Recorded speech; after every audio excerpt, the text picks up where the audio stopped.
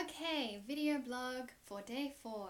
I want to talk today about hashtags for the posts on your feed. So when you're posting on your feed, what hashtags are you going to include? Now, you can include up to 30 hashtags. You can put them in the caption or you can put them in the comments below that. I have no preference between the two. Some people say that you get better engagement by putting them in the comments. I haven't tested that. That's something that I can test. So 30 hashtags. First choice is, do you want to use all 30? If you want to grow your account, you want to use all 30. But it looks tacky.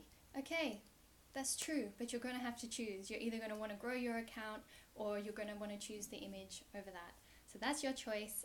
If you choose that you don't like the way that it looks having 30 hashtags in the comment after your post, then that's fine, but it's just going to slow down the growth of your account. Now, how are you going to choose which hashtags? Because this is the thing, if you get your hashtags right, it can be really great for your account. It can get you a lot of engagement and a lot of new followers. If you get the hashtags wrong, it doesn't really do much. So, what is right? Now that is going to depend on how big your account is and what kind of engagement level you are getting.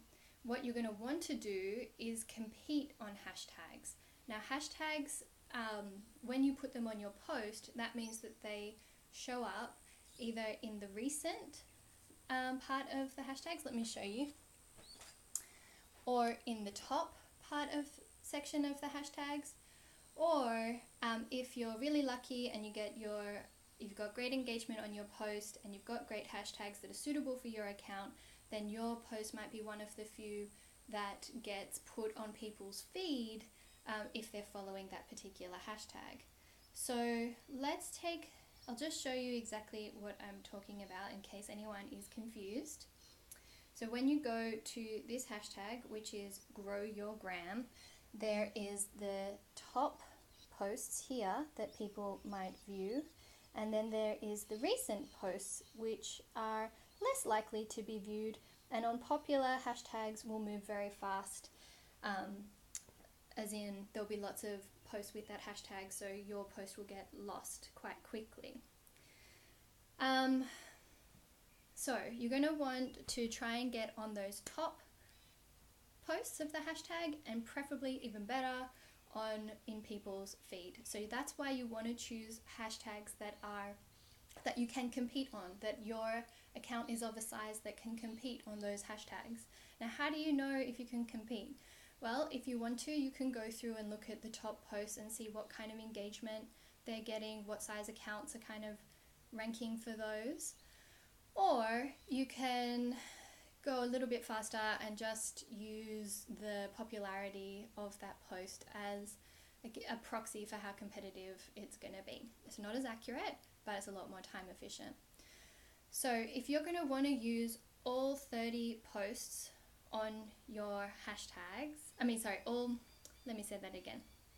You're going to want to use all 30 hashtags on your posts, and you're probably also going to want to not use the same hashtags on every single post, because by varying them, it's going to get you exposure to different groups of people.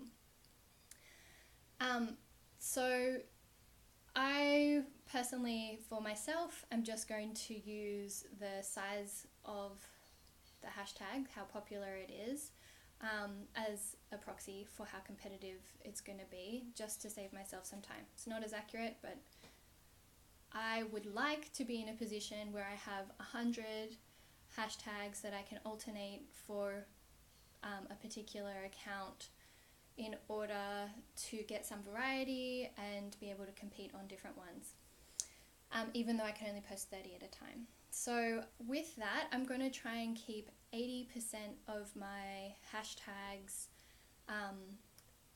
on a small account. I'm going to try and keep 80% of my hashtags as non-competitive ones with, say, under 100,000 posts. And that's because, for example, I'm thinking about this account. It doesn't have a lot of followers, it doesn't have a lot of engagement. I'm unlikely to be able to compete on those top posts for very many hashtags at all, unless they have, a few posts, in which case not very many people are going to be seeing them.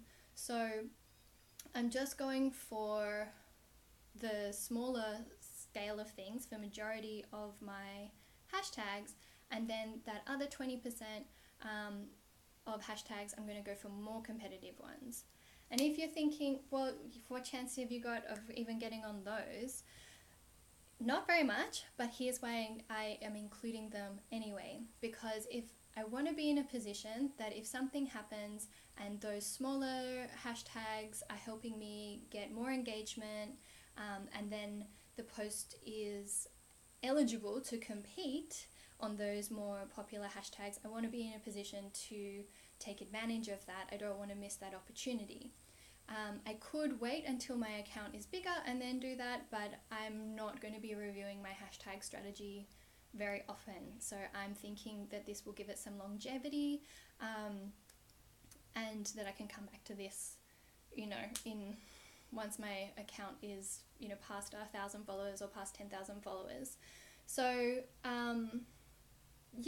so that's what I'm going to do in terms of a hashtag strategy. That's what I've seen work in the past. I think if you get your hashtags wrong, you will know that from your analytics if you're using analytics. But yeah, better to have a go, better to put 30 hashtags on and see what happens for you. Most likely you'll be seeing an increase in likes regardless of if you're getting more followers from it or not. So I hope that's helpful. If you've got any questions about hashtags, let me know, put it in the comments. You guys know I love comments, and I'm really appreciating hearing from you. So see ya!